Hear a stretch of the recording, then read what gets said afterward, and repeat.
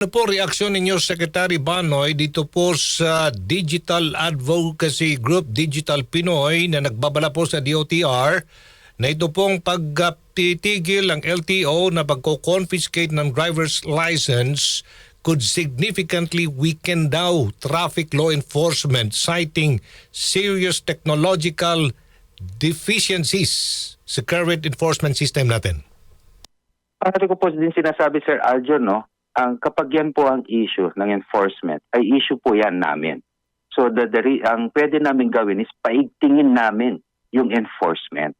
Hindi dahil nagkukulang kami sa enforcement, hindi dahil nahihirapan kami mag-enforce, ay ititigil namin yung mga ganitong plataforma, yung online payment, non-confiscation of actual physical driver's license.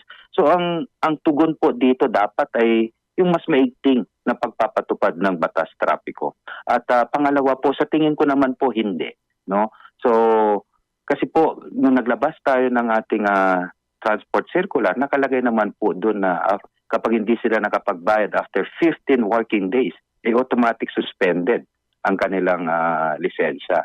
At pangatlo po, binibigyan naman po natin ang LTO ng 30 days para aralin yung mga iba't ibang polisiya and to come up with the policy kung kailan pwedeng hulihin yung mga actual physical driver's license kung kinakailangan.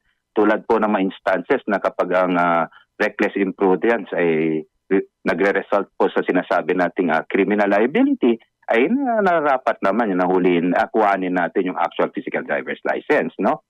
So may mga bagay naman na pwedeng gawing exception.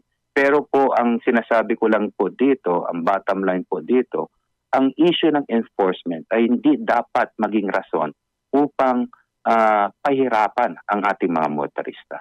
Yan po ay obligasyon ng pamahalaan. Yan po, kung yan po ay pagkukulang namin, yun dapat po ang ayusin namin. Not at the expense of the commuters and motorists.